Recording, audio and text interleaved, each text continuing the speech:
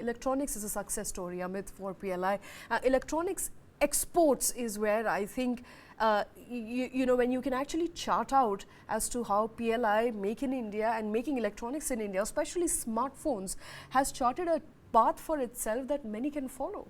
Yes, and with the coming of Apple and Samsung was already here, India's exports in electronics have been led by smartphones, and it's going to grow because Apple is increasing their outlay of what they are going to manufacture and export out of India beyond smartphones. They're going to AirPods, they're going to laptops too in the times to come. So that's going to only expand. You talked about numbers. Let me give you a few bigger numbers which are really whopping with respect to PLIs. 95,000 crores total investment enabled by the PLI scheme. Yes. Production achieved by PLI beneficiaries ever since it started in 2020 is a whopping 7.8 trillion rupees.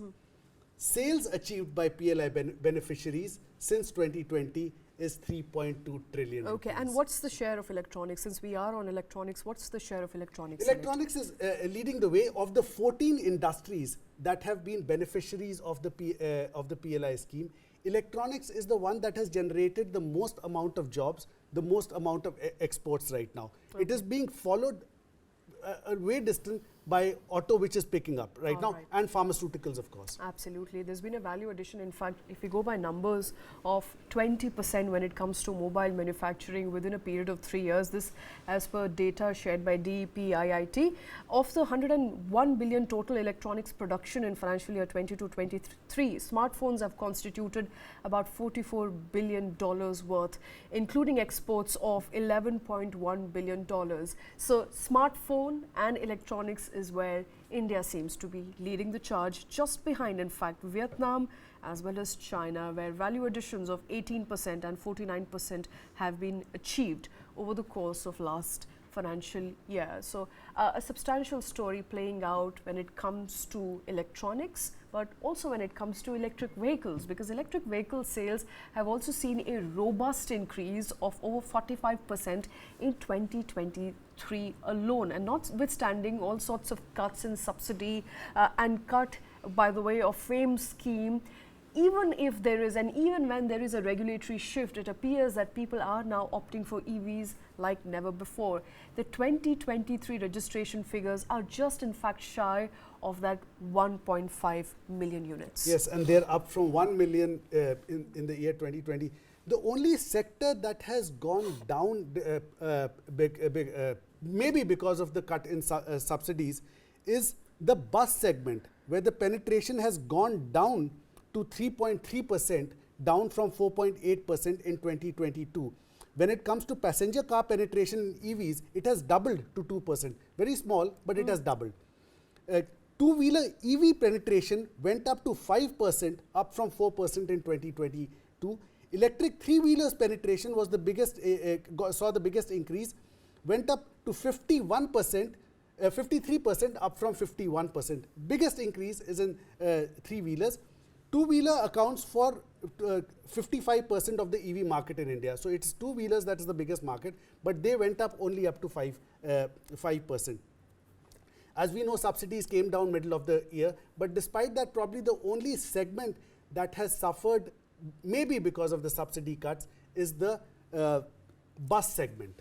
Right, in the EVs. Absolutely. Let's also quickly take a moment to talk about two-wheeler EVs, because it constitutes about 55% of all EV registrations in India. So while total overall EV penetration today stands at over 5%, in fact at 6.3% this year compared to 4.8% last year, I think it's the sale of not just two-wheeler EVs, which is surprising, but also, as you rightly mentioned, the three-wheeler EVs and the four-wheeler EVs that people are adopting too. So despite infrastructure which hasn't kept pace just as yet with EV demand, it appears that people are fast looking at buying an EV perhaps as the second or third vehicle.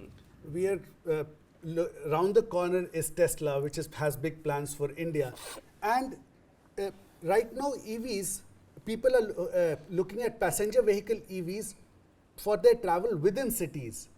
Once the infrastructure, as you rightly mentioned, develops, people will be looking at passenger electric vehicles to go from one city to another, and that will probably give a bigger impetus to the sales of EVs. And most of the companies who are manufacturing EVs in India are looking at India as an export hub for the for EV manufacture, for globally also. All right, and if Tesla included. Tesla's plan come into fruition, it appears that that number of 1.5, just a couple of units shy of 1.5 million sold in India as far as electric vehicles is concerned, that number could go further up if Tesla enters India next year. So I think it's going to be a better 2024 as far as electric vehicles is concerned. Going by the kind of hustler Elon Musk is, it could go up multifold. Okay, so we'll have to wait and watch out for that. But people, of course, buying more EVs this year, could be buying more EVs next year. We don't know, but numbers looking very, very good.